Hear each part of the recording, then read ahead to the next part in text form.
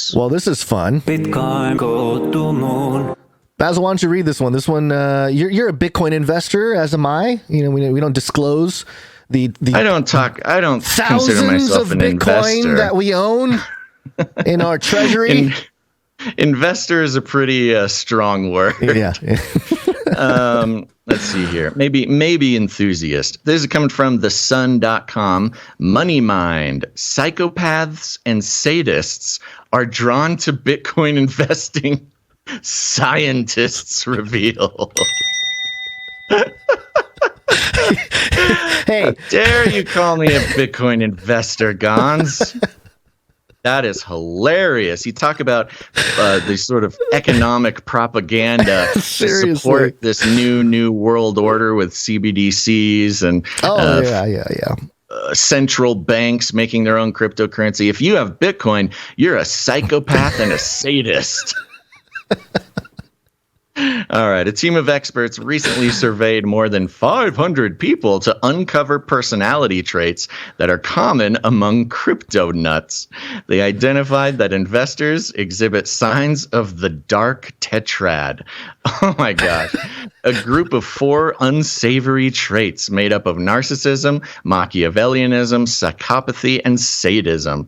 In plain English, that means dark tetrads have an inflated sense of self-importance and derive pleasure from the pain of others. They also find it difficult to empathize with others and are sly and manipulative. Scientists at Queensland University of Technology described their findings in research published in the journal Personality and Individual Differences earlier this month.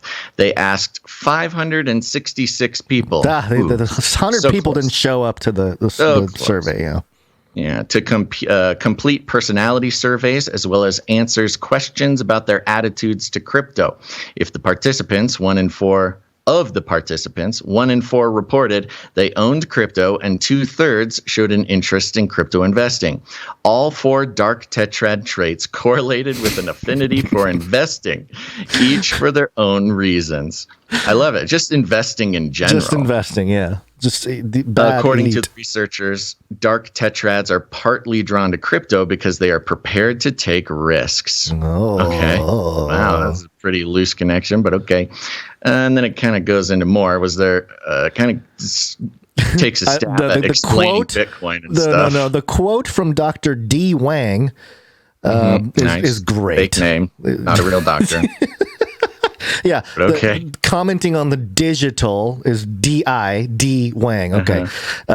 He wrote in the conversation, quote, dark tetrad traits are dark because of their evil qualities.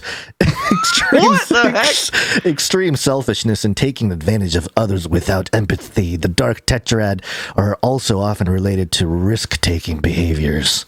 Horrible risk takers. This doesn't sound like a scientist, man. That's not really how. Dr. Wang said it, man. You must listen to Dr. Wang.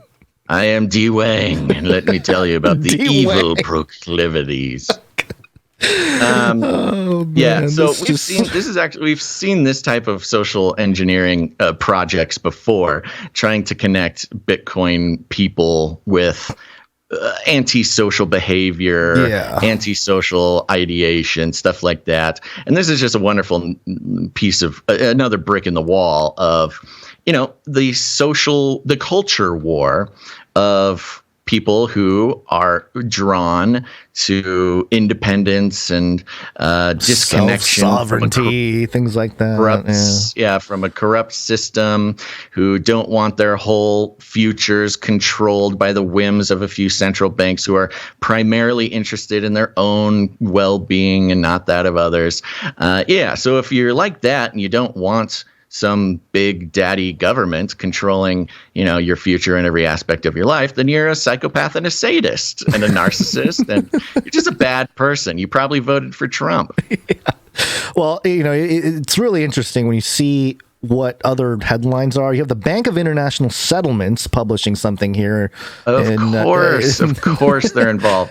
The Bank of International Settlements is the sort of main bank involved in what's the word? Like legislation, like allowing, what's ethical. Kind of but specifically transactions, Right. like moving money from one place to another, which they are directly at risk with cryptocurrency because you don't need a middleman to move it around. Right. Yes. So and they're specifically the central support system of the central banks of the world. So they're kind of the central bank of central banks is how it's been described. Right. But they published an article on their website, the BIS.org, Central Bank Digital Currencies, a new tool in the Financial Inclusion Toolkit. It's like, okay, they're just saying it now. Financial Inclusion Toolkit. Okay. Which is interesting because financial inclusion, it's the same people. The Bank of International Settlements and central banks are the ones that have made it so that certain people cannot participate in financial anything. But now they're like, hey, CBDC. They want, right, yeah. Totally. Yeah. Just a couple other things. Celsius Network bans non-accredited investors from earning crypto rewards starting on April 15th. Which is a bummer. They're really locking down on some of these crypto companies that are trying to, break down the banking system. It's finally happening.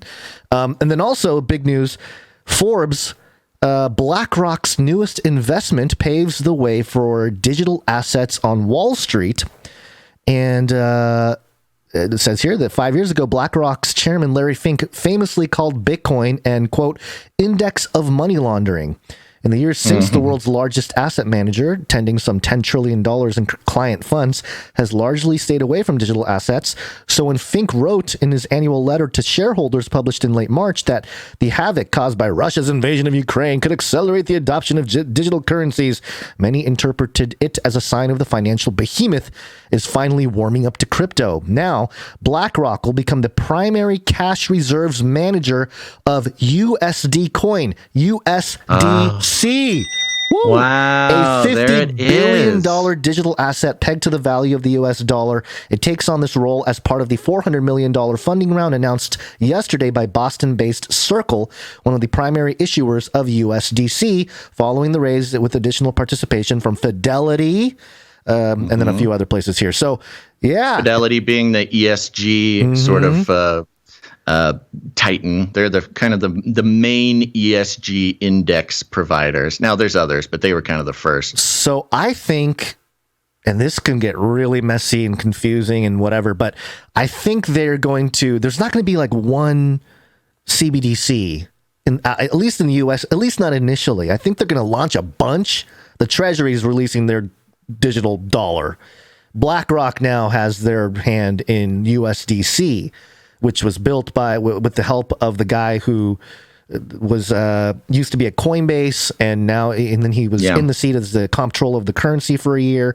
And so anyway, just real quick for those who might need a refresher, USDC is a cryptocurrency, but it's always worth $1. It never changes. Yeah. And it's mostly the whole purpose that it was created for was you can like instead of buying or selling or moving money from like Bitcoin to Ethereum, like if you want to sell your Bitcoin and buy Ethereum or something, originally you would have to sell your Bitcoin, get US dollars, which is a taxable event, and then, spend it again, give it to somebody else to get your Ethereum. And it's this whole hassle.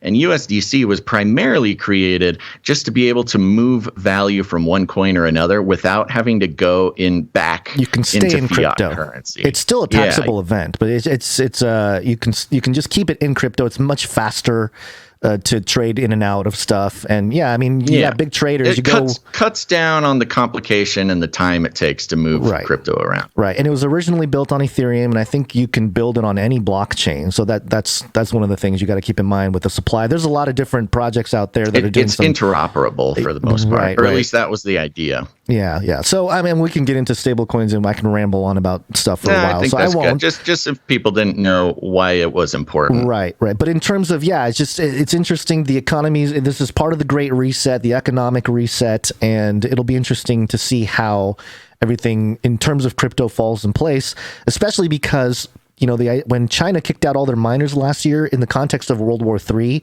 it seems like I don't even know. Like it's too many layers to go down. But even in the West, they're sort of dividing the people between like, the freedom fighters and the people that are good citizens that'll use the CBDC. You know, so it's very interesting. One of the scariest parts of this is you basically have a competition to become the Federal Reserve of cryptocurrency. Right. You know, Federal Reserve being they print the money, they handle the money, they do it all. It's them. They are like the company, by the way, a corporation, not a government agency, that controls the physical actual currency. And that's kind of what you have this competition going on now. And BlackRock, one of the most evil hedge funds, capital giants in the world, a beast, if you will, who is, devouring regular property people by the day. And controlling the world's everything. I mean, they have their fingers in everything. They are, vying to become sort of the crypto version of the Federal Reserve, which is just a terrifying prospect. That's terrifying. Yep.